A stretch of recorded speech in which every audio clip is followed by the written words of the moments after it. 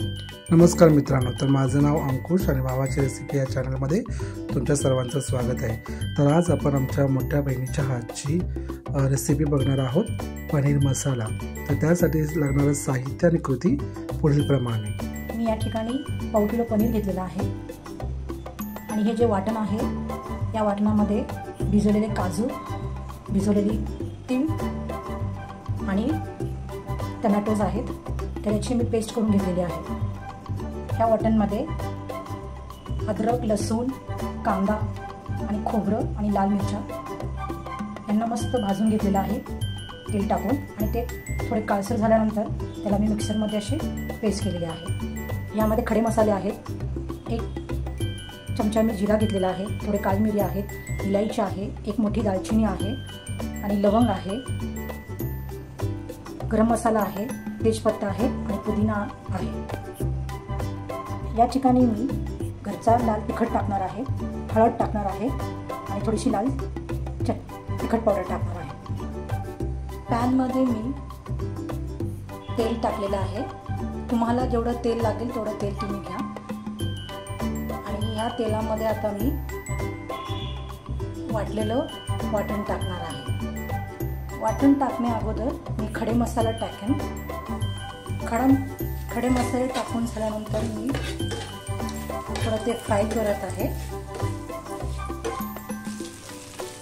खडे मसाले टाकून झाल्यानंतर मी याच्यामध्ये काजू, तीळ आणि टोमॅटोचं पेस्ट टाकलेलं आहे आणि याला मी आता लाल होईपर्यंत ते चांगलं भाजणार आहे।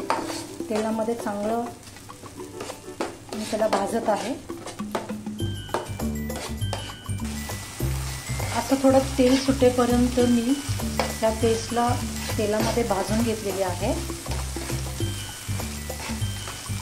आणि याच्यामध्ये मी आता कांदा, लसूण, अद्रक आणि लाल मिरची याची पेस्ट टाकणार आहे। 1-2 मिनिट आणखी याला भाजूया आपण। असं व्यवस्थित तेल सुटेपर्यंत आपण ही पेस्ट भाजून घेतलेली आहे। तर आता मी याच्यामध्ये जी दुसरी पेस्ट जी तयार केलेली आहे, कांदा, लसूण, अद्रक यांची ती टाकणार आहे। आता हे वाटण मी टाकलेलं आहे, तुम्हाला थोडं फरक जाणवेल त्या कलरमध्ये, कारण ते आपण मस्त तेलामध्ये पेस्ट करण्या अगोदर ते मी भाजून घेतलेलं आहे, त्याच्यामुळे ते थोडंसं असं काळसर दिसत आहे। त्याला पण तेल सुटेपर्यंत आपण मस्त भाजून घेऊया या पेस्टला पण।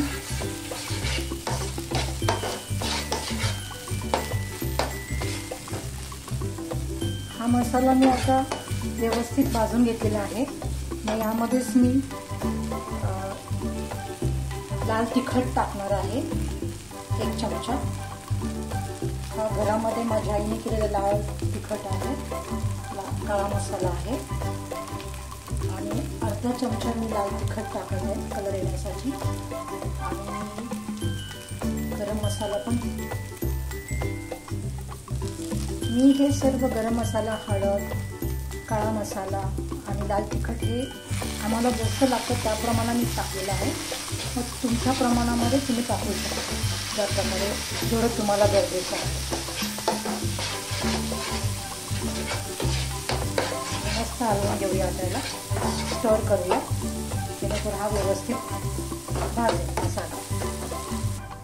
हा मसाला असा व्यवस्थित भाजलेला आहे आणि आता यामध्ये मी पाणी टाकेन आणि आणखी 2 मिनिटं मी या मसाल्याला भाजणार आहे आणि त्यानंतर मी पाणी टाकणार। हा मसाला व्यवस्थित भाजलेला आहे, तर त्याच्यामध्ये मी पाणी टाकेन आणि हे पाणी जे आपण मसाला मिक्सरमध्ये केलेला असतो त्या मिक्सरचं हे पाणी आहे। तुम्हाला पाणी ज्याच्या प्रकारे थिकनेस हवी आहे ग्रेव्हीची, त्यानुसार तुम्ही पाणी टाकू शकता।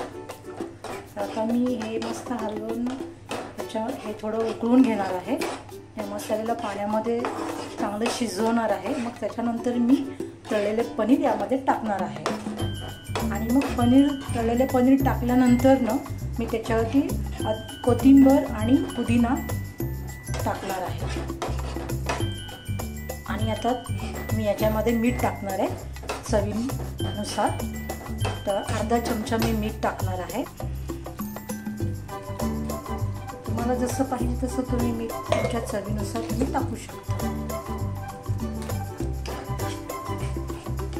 याला आता मस्त मी शिजवून घेणार आहे.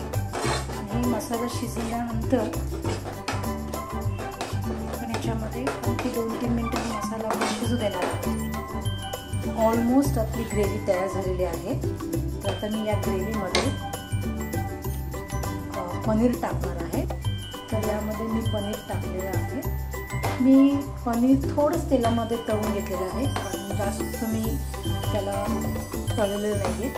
जस्ट थोडं तेल टाकून मी ते तळून घेतलं आणि मी कढईमध्ये टाकलेलं आहे ग्रेव्हीमध्ये. तर आता वरून आपण पुदिना आणि कोथिंबीरची कापून थोडं टाकूया आपण. पुदिना ऑप्शनल आहे, जर तुम्हाला टाकायचं असेल तर टाकू शकता. नाहीतर